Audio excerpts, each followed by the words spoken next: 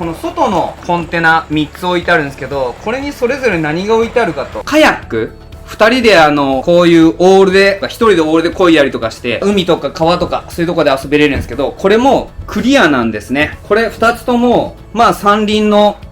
原付みたいな。3つ目のコンテナ。ちゃんとカメラ見てるからね、本当にいたずらしないでくださいね。これもう本当にいたずらする人たまにいるんで、お願いします。3つ目。ここは江口ホールディングスグループの EGC っていう建築土木の会社をやってるんですけども、太陽光のこの工事がメインですね。今もすごく、頑張って一緒にやってくれてます。で、この中が、彼らの道具置き場と彼らの、遊び道具置き場っていうなってますけども、これなんだっていう形なんですけど、これ、だいたい約ね、長さ 3.6 メーターぐらいあるんです。直径15センチぐらいのパイプに、8センチから10センチぐらいの羽を、螺旋状に溶接してってある。ずーっと。一番先っちょはとんがってて、上から、ここの部分に重機でカポッとはめて上からグリグリグリグリってこう回していくわけですよ。そうするとこれがスクリューになってて、土の中でずーっと回っていくじゃないですか。ずーっと。3.6 メーターって3メーター土の中に入れてグリグリ回していくわけですよ。で、3メーターを終わったところで、パって何をするのをやめたら、もうこの羽が土の中で引っ張りもそうだし、押す方も効いてくるわけですよね。下にも行かなければ上に引き抜くこともできないと。で、僕たちは僕たちの基準を設けていて、この引き抜き強度が出る素材を自分たちで、やっぱりこれも OEM をして、僕たちがメーカーをやると。メーカーをやって、こういうものを作り上げるっていうことの、一つなんですけども、これが、実は太陽光の課題を支える杭ですね。長さ 3.6 メーターの。それが今、これからまだ使う分と、それを支える太陽光の課題。わかりますか？これ直径15センチのこのパイプみたいなんですね。これらで太陽光パネルを支えて、地中の下のところはこの大きなこの杭で支えて、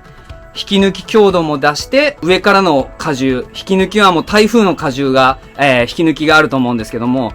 この間もほんとひどい台風が来たんですよね。3日間本当にいて。不動産担当の王ちゃん3日間家の中で閉じ込められたと。で、台風の目がこう来た時に、もう島中の人たちみんな活発に動いて食料を調達しに行くらしいんですね。2時間ぐらいの間に。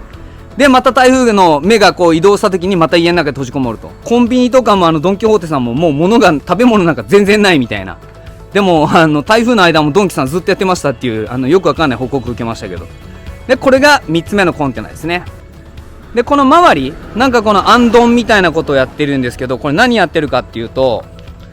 これなんかちょっと面白いんじゃないかなと思って、実はこれね、ヤシの木を100本ぐらい、4種類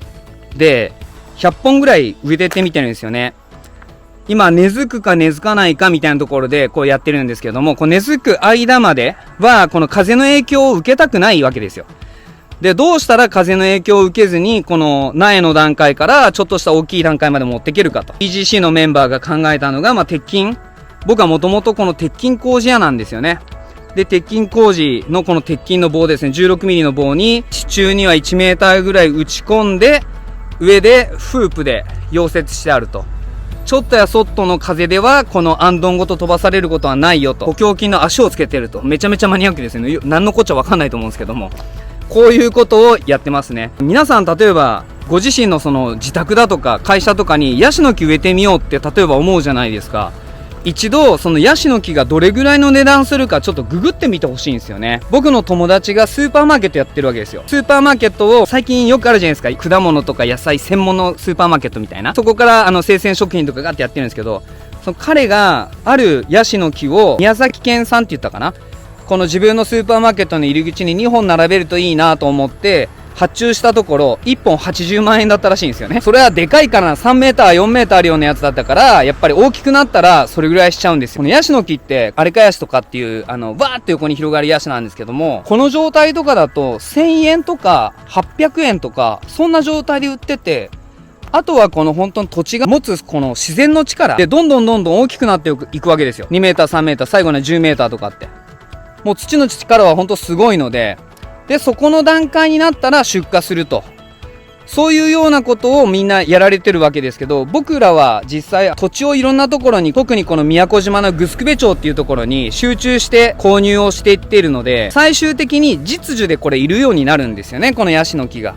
その時のためにここは3年間ぐらいですね、農心除害をする、あとはもう開発行為を行わないと、大きい土地なので開発でまた1年かかると、2、3年まだかかるので、じゃあ2、3年の間にどれぐらい大きくなるんだろうと。で、ある程度1メーター、2メーターとかなったらそのままするかもしれないし、もっと大きくなったりとかしたら、自分たちの作るですね、ゼロエネルギーリゾートで、使用していこうじゃないかと。今日はですね、この僕たちの江口ホールディングス宮古島事務所ですね、の横にあるコンテナ3つをご紹介させていただきました。以上、ありがとうございます。